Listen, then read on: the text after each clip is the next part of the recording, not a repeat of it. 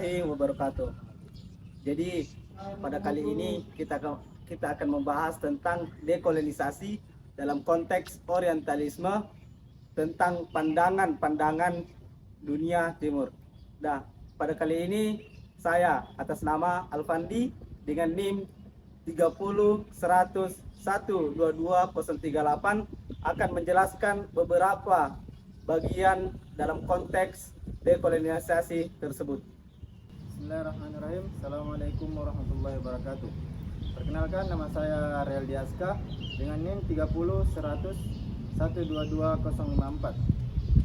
Baik, perkenalkan, nama saya Fian Herdian Saputra dengan NIM 3010122055. Baik, atas nama Saharul dengan NIM 3010122040. Saya atas nama Tommy Irawan dengan NIM 3010122058. Saya Muhammad Umar Reski, NIM 3010121046.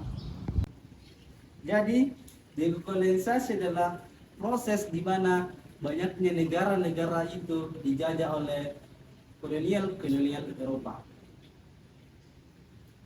Banyak negara yang dijajah oleh kolonial Eropa seperti negara Aljazair, Ghana, Kenya, dan Indonesia. Dan Indonesia pula dijajah oleh negara-negara tersebut seperti Portugal, Inggris, dan Jepang. Nah, proses dekolonisasi ini muncul pada saat negara-negara tersebut dijajah oleh kolonial Eropa dan muncul pada abad ke-20. Nah, menurut seorang tokoh penulis dari negara Tunisia yang bernama Albert Memmi, dia mengatakan bahwasanya dekolonisasi adalah proses atau pembebasan dari penindasan terhadap kolonial Eropa. Dia mengatakan bahwasanya dekolonisasi adalah yaitu ketidakpahaman atau tidak kesetaraan terhadap penjajah terhadap penduduk asli. Nah, lebih lanjut kita akan membahas beberapa sejarah atau beberapa aspek yang dihadapi oleh dekolonisasi. Yang pertama, bagaimana dampak dekolonisasi, dan selanjutnya bagaimana dampak dekolonisasi menghadapi tantangan-tantangan tersebut. Sejarah kolonialisme dalam ilmu sosial di negara-negara pasca kolonial. Kolonialisme adalah praktik di mana negara-negara berkuasa, biasanya negara-negara Eropa, menjajah dan menguasai wilayah-wilayah di luar batas wilayah mereka sendiri, dan merupakan sebuah praktik yang umum selama berabad-abad. Kolonialisme merupakan paham, paradigma, dan perspektif. Ialah pemahaman tentang identitas dan budaya. Kolonialisme sering kali menghasilkan perasaan inferioritas dan superioritas budaya di antara masyarakat kolonial. Ini memengaruhi cara negara-negara pasca kolonial memandang diri mereka sendiri dan budaya mereka. Pemikiran kritis tentang imperialisme dalam ilmu sosial. Kolonialisme telah mendorong perkembangan pemikiran kritis tentang imperialisme, penindasan, dan kesetaraan global. Baik, selanjutnya saya akan menjelaskan tentang sejarah kolonialisme dalam ilmu sosial di negara-negara pasca kolonial, terkhusus tentang teori dan konsep. Teori postkolonial, ilmuwan sosial pasca kolonial telah mengembangkan teori-teori seperti teori pasca kolonial yang mengkritik struktur dan dampak kolonialisme dalam analisis sosial. Teori dekolonisasi, terdapat penekanan pada teori dekolonisasi yang berupaya untuk menggugah pemikiran kritis dan mengeksplorasi upaya penghapusan warisan kolonial dalam pemikiran dan praktik. Sekian. Di sini saya akan menjelaskan tentang sejarah kolonialisme dalam ilmu sosial di negara-negara pasca kolonial.